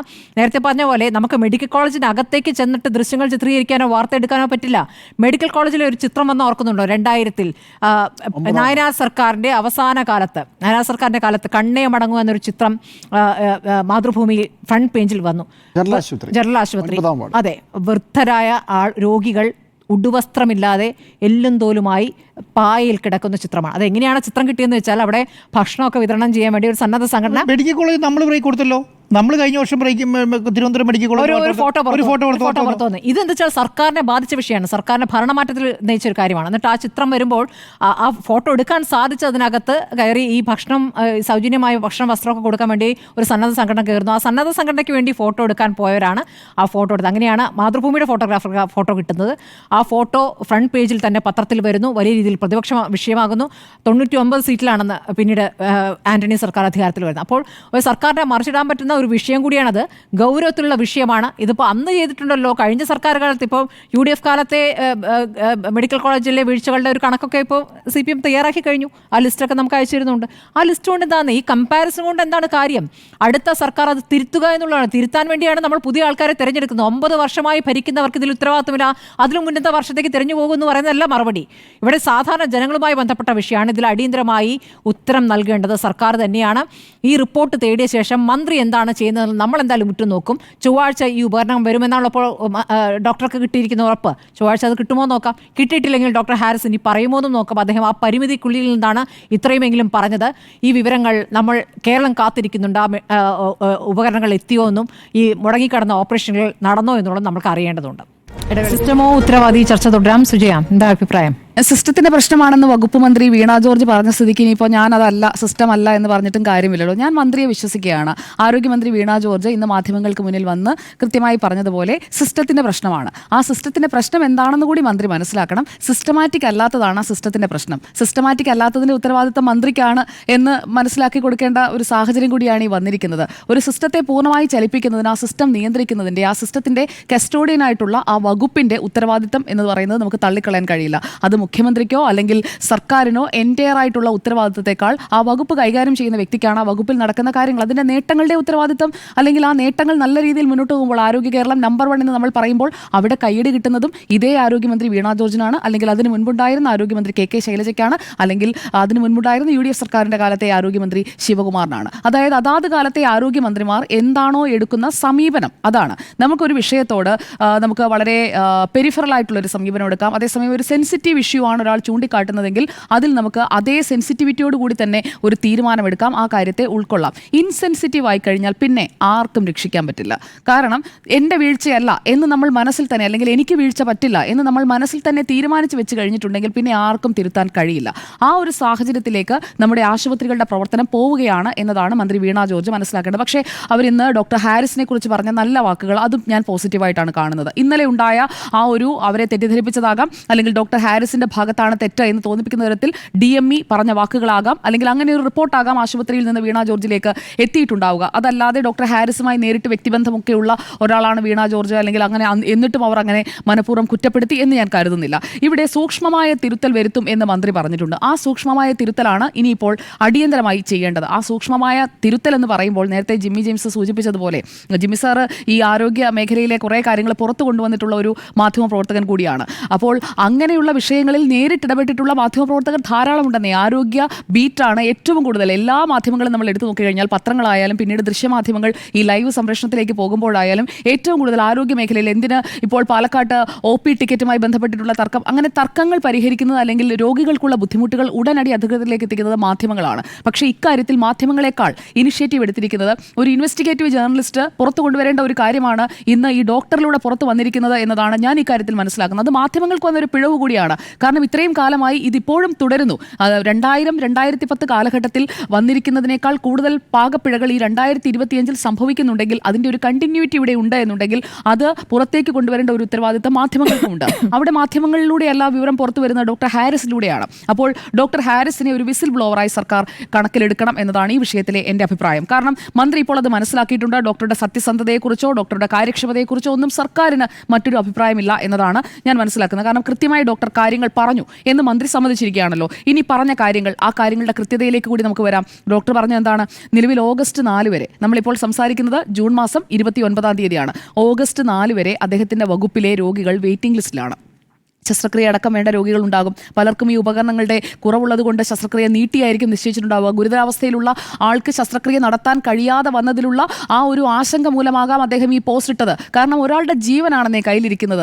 അത് എപ്പോഴാണ് ആ ജീവൻ ഒരു ഡോക്ടറുടെ കയ്യിൽ ഏൽപ്പിക്കുന്നത്? അത് സുരക്ഷിതത്വത്തോടെ തന്നെ പൂർവ്വസ്ഥിതിയിലേക്ക്, ആരോഗ്യാവസ്ഥയിലേക്ക് തിരിച്ചു കൊണ്ടുവരും. ഒരു ദൈവത്തെ പോലെയാണ് ഒരു ഡോക്ടറെ ഒരു രോഗി കാണുന്നത്. നമ്മളൊക്കെ പല സമയങ്ങളിൽ രോഗികളായി ഡോക്ടേഴ്സിന് മുന്നിൽ പല അസുഖങ്ങൾക്കായി പോയിട്ടുണ്ടാകുമല്ലോ. അങ്ങനെയല്ലാതെ പോകാത്ത അല്ലെങ്കിൽ ഒരു ഡോക്ടറെ കാണാത്ത ഒരു മനുഷ്യനും ഉണ്ടാകില്ല. കാരണം ജനിച്ചു വീഴുന്നത് ഒരു നഴ്സിന്റെ അല്ലെങ്കിൽ ഒരു ഡോക്ടറുടെ സാന്നിധ്യത്തിലാണ് ഓരോ മനുഷ്യനും. മരണത്തിന് തൊട്ട് മുൻപും വീട്ടിൽ കിടന്നുള്ള സുഖമരണമല്ല എങ്കിൽ പോലും ഉറക്കത്തിലൊക്കെ മരിച്ചു പോകുന്ന അല്ലാത്ത മറ്റു സാഹചര്യങ്ങളിലൊക്കെ ഒരു ചികിത്സയ്ക്ക് ശേഷമാണ് എല്ലാവരും അവരുടെ മരണത്തിലേക്ക് എത്തുന്നത്. അപ്പോൾ മരണത്തിന് മുൻപും ജനിച്ചു വീഴുമ്പോഴും ആദ്യം കാണുന്നത് ഒരു ഡോക്ടറെയും നഴ്സിനെയുമാണ്. അത്രത്തോളം പ്രാധാന്യമുണ്ടെന്നേ നമ്മുടെയൊക്കെ ജീവിതത്തിൽ ഒരു ഡോക്ടർക്കും നഴ്സിനും. ആ പ്രാധാന്യം കൊടുത്തുകൊണ്ടാണോ അവരുടെ വാക്കുകളെ വകുപ്പും സർക്കാരും ഒക്കെ വിലക്കെടുക്കുന്നത് എന്നതാണ് ഇവിടെ അഡ്രസ്സ് ചെയ്യപ്പെടേണ്ട വിഷയം. ഇത് ഇന്നോ ഇന്നലെയോ തുടങ്ങിയതല്ല. അതുകൊണ്ട് ഞാൻ ആരോഗ്യമന്ത്രി വീണ ജോർജിന് മാത്രം കുറ്റമായി ഞാനിതിനെ കാണുന്നില്ല. ഡോക്ടറിലേക്ക് വിവരങ്ങൾ എത്തിക്കുന്നതിൽ വലിയ രീതിയിലുള്ള തെറ്റിദ്ധരിപ്പിക്കൽ ഉണ്ടാകുന്നുണ്ടോ എന്നൊരു സംശയം കൂടി വരികയാണ്. അതിൻ്റെ പ്രധാനപ്പെട്ട കാരണം DME ഡോക്ടർ വിശ്വനാഥൻ ഇന്നലെ നടത്തിയ പ്രതികരണമാണ്. അദ്ദേഹം പറഞ്ഞത് എന്താണ്? യൂറോളജി വിഭാഗം മേധാവി ഡോക്ടർ ഹാരിസിന്റെ പ്രതികരണം വൈകാരികമാണ് എന്ന് പറഞ്ഞാൽ അദ്ദേഹത്തിന് ഒരു വികാര വിക്ഷോഭം ഉണ്ടായപ്പോൾ അദ്ദേഹം എന്തോ വിളിച്ചു പറഞ്ഞുകൊണ്ടുള്ള ഒരു പോസ്റ്റ് ഇട്ടു എന്ന് പറഞ്ഞതിനെ ലഘൂകരിക്കാനാണ് ശ്രമിച്ചത്. ഇതേ മേധാവിയുടെ അല്ലെങ്കിൽ ഇതേ DMEയുടെ ഒക്കെ മുന്നിലൂടെ ആയിരിക്കുമല്ലോ ഈ അപാകതകൾ, ഈ പ്രശ്നങ്ങളൊക്കെ ചൂണ്ടിക്കാണിക്കപ്പെട്ടിട്ടുണ്ടാവുക. അപ്പോൾ അവിടെ ഇൻസെൻസിറ്റീവായ ഒരു സമീപനമാണ് ഈ വ്യക്തികളൊക്കെ എടുക്കുന്നത് എന്നത് മന്ത്രി തിരിച്ചറിയണം. അതോടൊപ്പം ആശുപത്രിയിൽ ഉപകരണങ്ങൾ ലഭ്യമാകാത്തത് കൊണ്ട് ശസ്ത്രക്രിയ മാറ്റി എന്നൊരു ഫേസ്ബുക്ക് പോസ്റ്റ് വരുമ്പോൾ അതിലെവിടെയാണ് അദ്ദേഹത്തിൻ്റെ വൈകാരിക പ്രതികരണം? അദ്ദേഹം പറഞ്ഞത് എന്താണ്? നടന്ന ഒരു സംഭവത്തെക്കുറിച്ചാണ്. ആ സംഭവത്തിൻ്റെ ഡീറ്റെയിൽസ് നമ്മൾ പരിശോധിക്കുമ്പോൾ ഈ സ്റ്റോക്ക് പുതുക്കുന്നതിലെ കാലതാമസം, അവിടെ ഉണ്ടാകുന്ന പ്രധാനപ്പെട്ട വിഷയങ്ങളാണ് സ്റ്റോക്ക് പുതുക്കുന്നതിലെ കാലതാമസം, അതോടൊപ്പം കുടിശ്ശിക തീർക്കാത്തത്. ഇതാണ് വിദഗ്ധ ചികിത്സ. ഇത് അദ്ദേഹത്തിൻ്റെ വകുപ്പും വിദഗ്ധ ചികിത്സ വേണ്ട ഒരു വിഭാഗമാണ്. എപ്പോഴും എല്ലാവരും കയറി ഇറങ്ങി പോകുന്ന, ഒരു പനി വരുമ്പോൾ പോകുന്നത് പോലെയല്ലല്ലോ, വിദഗ്ധ ചികിത്സയാണ്. അപ്പോൾ എല്ലാ വർഷവും 2 തവണയാണ് DME ഓഫീസിൽ നിന്ന് മെഡിക്കൽ കോളേജുകളിൽ, അതായത് DME ഡോക്ടർ വിശ്വനാഥനാണല്ലോ എതിർപ്പ് പറഞ്ഞത്, DME ഓഫീസിൽ നിന്ന് മെഡിക്കൽ കോളേജിലെ വകുപ്പ് മേധാവികളോട് അതാത് വകുപ്പിൽ ആവശ്യമായ ഉപകരണങ്ങളുടെ പട്ടിക വർഷത്തിൽ 2 തവണ ചോദിക്കും. ആ 2 തവണ ചോദിച്ചു കഴിയുമ്പോഴേക്കും ഇപ്പോൾ അത് ഒരു പീരിയോഡിക്കലായിട്ടുള്ളൊരു ലിസ്റ്റാണ്. അതുപോലെ തന്നെ ഒരു ഉപകരണത്തിന് കേടുപാട് സംഭവിച്ചു കഴിഞ്ഞാൽ അല്ലെങ്കിൽ മറ്റൊരു ആവശ്യം വന്നു കഴിഞ്ഞാൽ ഇപ്പോൾ എല്ലാവർക്കും ഒരേ തരത്തിലായിരിക്കില്ലല്ലോ ഈ രോഗാവസ്ഥ വരിക. അപ്പോൾ ചിലപ്പോൾ മറ്റു രീതിയിലുള്ള ശസ്ത്രക്രിയകളിലേക്കൊക്കെ പോകേണ്ടി വരാം. ആവശ്യാനുസരണം ഉപകരണങ്ങൾ ചോദിക്കുന്നത് ഇതിനിടയിലും നടക്കും. ഈ 2 തവണ 6 മാസം കൂടുമ്പോൾ മാത്രമല്ലാതെ അതിനിടയിലും നടക്കും. പക്ഷേ നേരത്തെ ചൂണ്ടിക്കാണിച്ചതുപോലെ ഫണ്ടിന്റെ കാലതാമസം, ഫണ്ട് വരുന്നത് അത് ഒച്ചിന്റെ വേഗത്തിലാണ് പലപ്പോഴും ഫണ്ട് വരുന്നത് എന്നതൊരു യാഥാർത്ഥ്യമാണ്. അതും ഈ സർക്കാരിന്റെ കാലത്ത് മാത്രമല്ല, നേരത്തെയും അങ്ങനെ തന്നെയാണ്. അത് ഒരു വേണ്ട, നമ്മൾ അത്രയ്ക്കൊരു പ്രാധാന്യം കൊടുക്കേണ്ട വിഷയമാണോ എന്ന് മനസ്സിലാക്കാത്ത രീതിയിലാണ് സർക്കാരുകളുടെ പ്രവർത്തനം പോകുന്നത്. അത് പലപ്പോഴും പല ഡോക്ടർമാരും ഇപ്പോൾ ഒരു 10-30 വർഷം സർവീസുള്ള ഡോക്ടേഴ്സിനോട് ചോദിച്ചു കഴിഞ്ഞാൽ അവർ കൃത്യമായിട്ട് പറയും, ഞാൻ തുടങ്ങിയപ്പോഴും അങ്ങനെയാണ്, ഞാൻ റിട്ടയർ ആകാൻ പോകുമ്പോഴും അങ്ങനെ തന്നെയാണ് എന്ന് നമ്മുടെ ഡോക്ടേഴ്സ് പറയും. പക്ഷേ രോഗി എന്താ വിചാരിക്കുക, ഡോക്ടേഴ്സ് എന്തുകൊണ്ടാണ് എൻ്റെ ഈ ശസ്ത്രക്രിയ വൈകിപ്പിക്കുന്നത്? ഡോക്ടറോട് അല്ലെങ്കിൽ ആ ആശുപത്രിയോടാണ് രോഗികളുടെ അല്ലെങ്കിൽ അവരുടെ ബന്ധുക്കളുടെ കൂട്ടിരിപ്പുകാരുടെയൊക്കെ രോഷം വരിക. അതാണ് നമ്മൾ പലപ്പോഴും ആശുപത്രികളിൽ കാണുന്നത്. പക്ഷേ യഥാർത്ഥത്തിൽ പ്രശ്നം എന്താണെന്നത് ഡോക്ടറുടെ ഈ വെളിപ്പെടുത്തലൂടെ പുറത്തേക്ക് വരികയാണ്.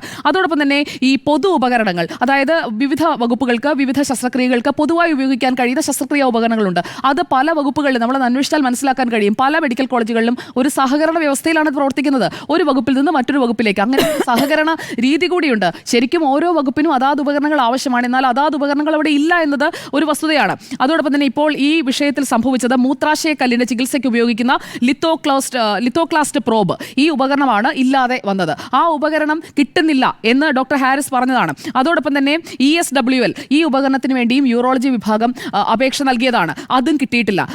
ഇതിൽ നമ്മൾ മനസ്സിലാക്കേണ്ടത് 5 ലക്ഷത്തിന് മുകളിലുള്ള പർച്ചേസ് എല്ലാം നടക്കുന്നത് മെഡിക്കൽ സർവീസസ് കോർപ്പറേഷൻ വഴിയാണ്. ഈ മെഡിക്കൽ സർവീസസ് കോർപ്പറേഷൻ കുടിശ്ശിക തീർക്കാത്തത് കൊണ്ട് KMCLന് ഈ സ്റ്റോക്ക് നൽകാനായിട്ട് തയ്യാറല്ല. ആ കുടിശ്ശിക അവിടെ കിടക്കുകയാണെന്നേ, ആ കുടിശ്ശിക തീർക്കണം. ആ കുടിശ്ശിക ഒരു പ്രശ്നമാണ്. അപ്പോൾ പലതരത്തിലുള്ള പ്രശ്നങ്ങൾ ചേർന്ന് വരുന്നതിൻ്റെ ഒരു ആശങ്കയാണ്. അതായത് അദ്ദേഹം ഇത് തുറന്നു പറഞ്ഞില്ലെങ്കിൽ ഈ ഓഗസ്റ്റ് 4 വരെ കാത്തിരിക്കുന്ന പല രോഗികൾക്കും ഇപ്പോൾ ഈ 4/3 എന്ന് പറഞ്ഞ കണക്കുണ്ടല്ലോ, അത് 10ഉം 15ഉം ഒക്കെയായി ഉയരും എന്ന് മനസ്സിലാക്കിക്കൊണ്ട് ഒരു ഗതിയുമില്ലാതെ അദ്ദേഹം ഒരു വിസിൽ ബ്ലോവർ ആയതാണ് എന്നതാണ് ഈ വിഷയത്തിൽ ഞാൻ മനസ്സിലാക്കുന്നത്. അതോടൊപ്പം അദ്ദേഹം പറഞ്ഞ മറ്റൊരു കാര്യമുണ്ട്. വിദേശത്തു നിന്ന് തിരിച്ചു വന്ന് ഈ സർക്കാർ സർവീസിൽ കയറുന്നതിന് പകരം ഒരു സ്വകാര്യ മെഡിക്കൽ കോളേജിൽ അല്ലെങ്കിൽ ഒരു സ്വകാര്യ ആശുപത്രിയിൽ, ഒരു സൂപ്പർ സ്പെഷ്യാലിറ്റി ആശുപത്രിയിൽ പോയിരുന്നെങ്കിലുണ്ടല്ലോ അദ്ദേഹത്തിന് ഒരു മാസം ഒരു 10-30 ലക്ഷം രൂപ വരുമാനം ഉണ്ടാക്കാം, അല്ലെങ്കിൽ അതിൽ കൂടുതൽ ഉണ്ടാക്കാം. എല്ലാ സുഖ സൗകര്യങ്ങളും കൂടി ജീവിക്കാം. കാരണം അത്രയും എഫിഷ്യൻ്റ് ആയിട്ടുള്ള ഒരു ഡോക്ടറാണെന്ന് രോഗികൾ സാക്ഷ്യപ്പെടുത്തുന്നുണ്ട്. അതോടൊപ്പം ഈ വകുപ്പുകളിലുള്ള അദ്ദേഹത്തിൻ്റെ സഹപ്രവർത്തകരായ ഡോക്ടേഴ്സ് സാക്ഷ്യപ്പെടുത്തുന്നുണ്ട്. അപ്പോൾ പണി അറിയാവുന്ന ഒരു ഡോക്ടറാണ് എന്നുള്ളത് ഉറപ്പാണല്ലോ. അതുകൊണ്ട് തന്നെയാണ് അദ്ദേഹത്തിന് തൻ്റെ ജോലി ചെയ്യാൻ കഴിയാത്ത ഒരു സാഹചര്യം ഉണ്ടായപ്പോൾ അത് തുറന്നു പറയേണ്ടി വന്നത്. അതാണ് മനസ്സിലാക്കേണ്ടത്. DME അത് പ്രത്യേകം മനസ്സിലാക്കണം. അതോടൊപ്പം തന്നെ ഞാൻ ഇതുവരെ കൈക്കൂലി വാങ്ങിയില്ല എന്ന് ഉറപ്പുള്ളത് കൊണ്ടാണ് പൊതുജനങ്ങളുടെ മുന്നിൽ ഞാനിത് എഴുതുന്നത് എന്ന് അദ്ദേഹം പറയുന്നു. അതോടൊപ്പം നേരത്തെ സൂചിപ്പിച്ച പ്രധാനപ്പെട്ട കാര്യം, തിരുവനന്തപുരം മെഡിക്കൽ കോളേജിൻ്റെ മുക്കിന് എത്ര സ്കാനിങ് സെന്റേഴ്സ് ഉണ്ട്, എത്ര ലാബുകളുണ്ട്, ഇതൊക്കെ പല മാധ്യമങ്ങളും പുറത്തു കൊണ്ടുവന്നിട്ടുള്ളതാണ്. ഞാൻ മുൻപ് ജോലി ചെയ്ത സ്ഥാപനത്തിലടക്കം അത് സംബന്ധിച്ചുള്ള അന്വേഷണാത്മക മാധ്യമ പ്രവർത്തനത്തിന്റെ ഭാഗമായുള്ള റിപ്പോർട്ടുകളൊക്കെ തുടർച്ചയായി വന്നിട്ടുള്ളതാണ്. പക്ഷേ ഇപ്പോഴും കൂണുപോലെ ഈ സെന്ററുകളുടെ എണ്ണം കൂടുന്നതല്ലാതെ കുറയുന്നില്ല. കൃത്യമായി അവിടെയൊക്കെ എല്ലാ രീതിയിലുമുള്ള കമ്മീഷൻ വ്യവസ്ഥയിൽ കാര്യങ്ങൾ നടക്കുന്നുണ്ട് എന്നത് വ്യക്തമാണ്. അപ്പോൾ സർക്കാരിന് അത്രയ്ക്ക് ആർജവമുണ്ടെങ്കിൽ ഒരു വിജിലൻസ് അന്വേഷണം പ്രഖ്യാപിക്കട്ടെന്നേ. ഈ ഡോക്ടേഴ്സ് ഒക്കെ എന്തുകൊണ്ടാണ്? കാരണം DME പറഞ്ഞു മറ്റു വകുപ്പ് മേധാവിമാർ ആരോപണം ഉന്നയിച്ചിട്ടില്ല. അപ്പോൾ യൂറോളജിക്ക് മാത്രമേ ഈ പ്രശ്നമുള്ളൂ, ബാക്കി എല്ലായിടത്തും ഈ ഉപകരണങ്ങളെല്ലാം ഉണ്ടോ? അവിടെയൊന്നും ഈ രോഗികൾ വാങ്ങിക്കൊടുക്കുന്നില്ല. ഒരു വിജിലൻസ് അന്വേഷണം പ്രഖ്യാപിക്കട്ടെ. അപ്പോൾ കൃത്യമായി അറിയാം, ഏജന്റുമാർ വന്നിട്ട് ഈ രോഗികളുടെ കയ്യിൽ നിന്ന് പണം വാങ്ങി ഈ ഉപകരണങ്ങൾ കൊടുക്കുകയാണ്. അതാണ് അവിടെ നടക്കുന്നത്. അപ്പോൾ അങ്ങനെ നടക്കുന്ന ഒരു കാര്യത്തിൽ കൃത്യമായ അന്വേഷണം വന്നു കഴിയുമ്പോഴത്തേക്കും നെല്ലും പതിരും തിരിയുമല്ലോ. ഇപ്പോൾ മന്ത്രി പറഞ്ഞതുപോലെ സൂക്ഷ്മമായ തിരുത്തൽ വരുത്താൻ അത്യാവശ്യമായത് അതാണ്.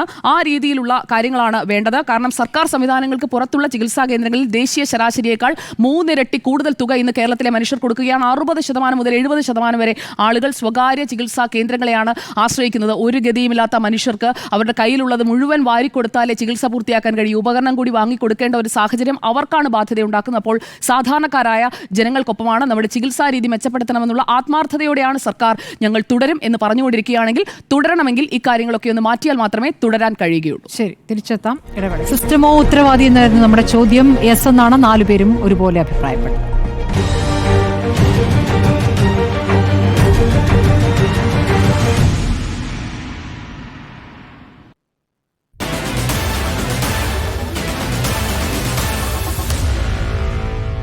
Meet the editors.